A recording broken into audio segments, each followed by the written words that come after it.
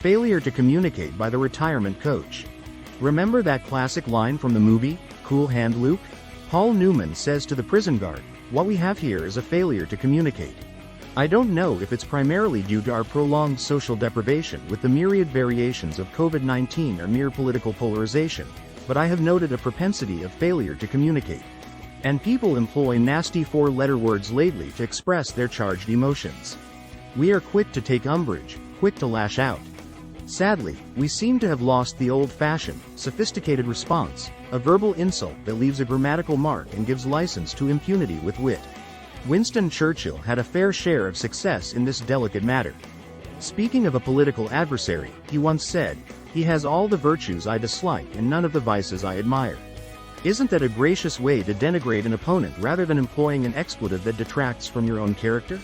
Churchill often crossed swords with the great playwright, George Bernard Shaw, who once sent Churchill this note: "I am enclosing 2 tickets to the first night of my new play.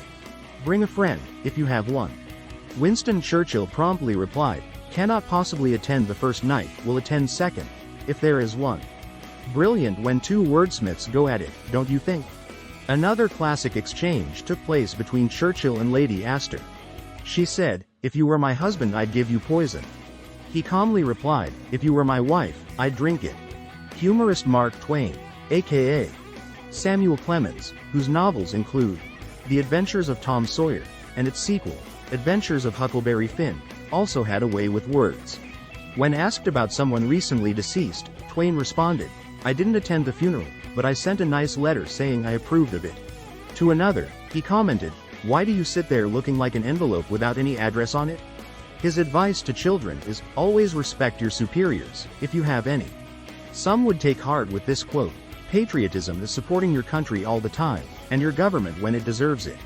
Successful writers Ernest Hemingway and William Faulkner had their own disputes. Faulkner suggested concerning Hemingway, "He has never been known to use a word that might send a reader to the dictionary." But Ernest simply replied, "Poor Faulkner.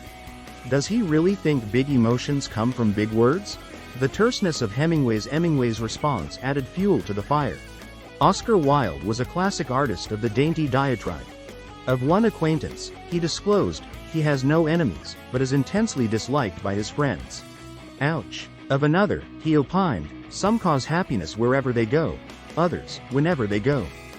Double ouch. In a few words, Walter Kerr seemed to sum up the attributes of most contemporary politicians. He had delusions of adequacy.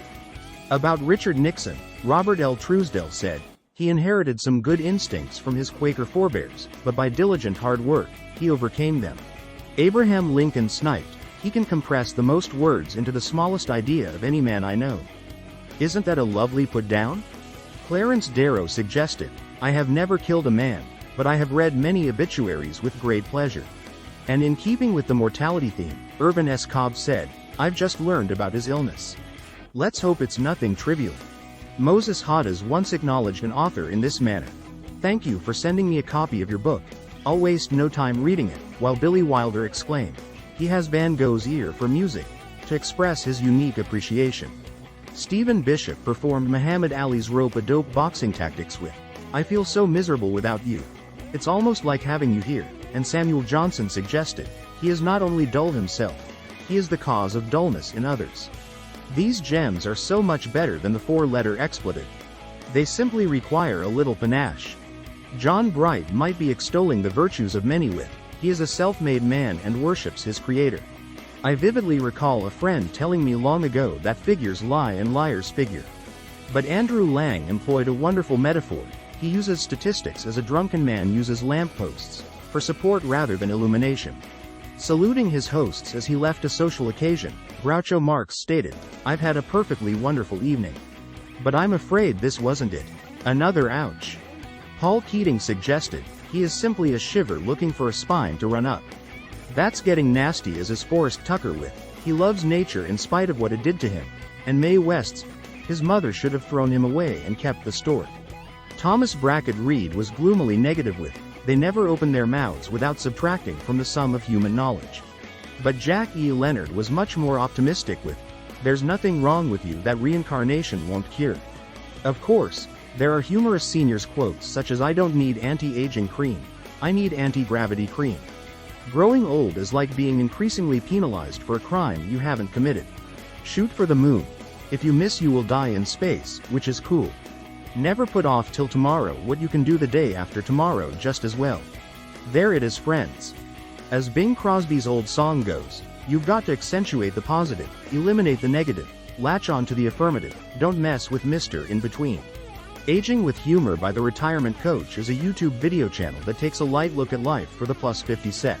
I retired at age 54. That was 26 years ago. I have been writing popular retirement humor newspaper columns ever since. I also record Retirement Coach podcasts. As we age, the best way to cope is with a daily dose of humor. Thanks for watching.